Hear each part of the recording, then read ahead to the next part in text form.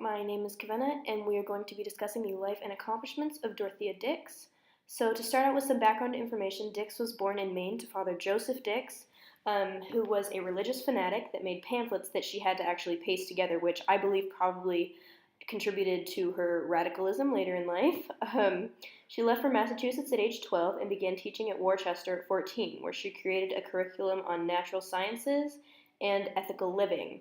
She went back to Boston and opened her own school for girls called Dix Madison that included a charity, which helped poor girls attend for free.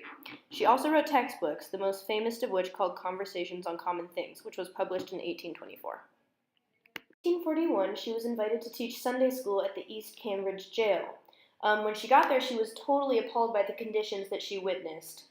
In her speech to the Massachusetts legislature, she gave accounts of the inhumane conditions she had seen. I'm going to read a few excerpts from her statement.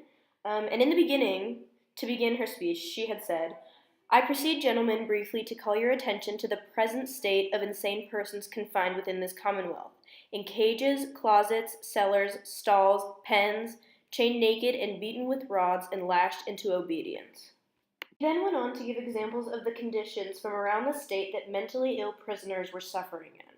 Lincoln, a woman in a cage. Medford, one idiotic subject chained and one in a closed stall for 17 years.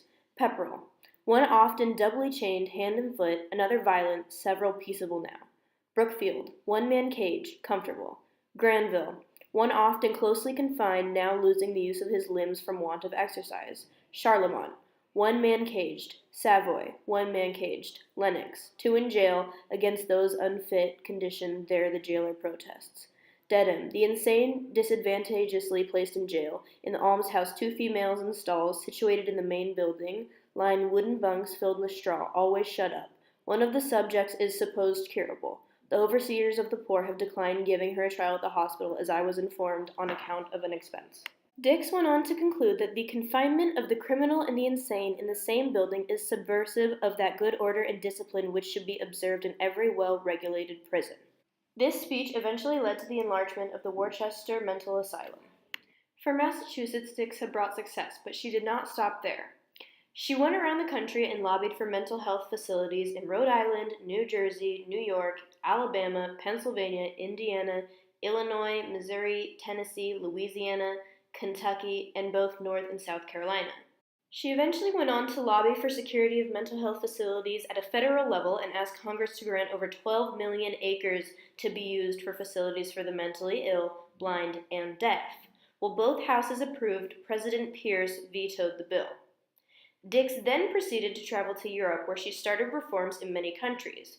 Her most significant accomplishment in Europe, and actually perhaps all of her efforts, was that she met with Pope Pius IX, who commanded that a hospital for the mentally ill be built after hearing her argument. After her success in Europe, she returned to the United States, and upon the outbreak of the Civil War, she was deemed superintendent of nurses. She had a lot of responsibilities, and she was completely capable of fulfilling them, but was not socially skilled enough, so that ended her career as superintendent of nurses. After that, she briefly lobbied for the mentally ill again before returning to New Jersey and dying in a hospital that she had founded.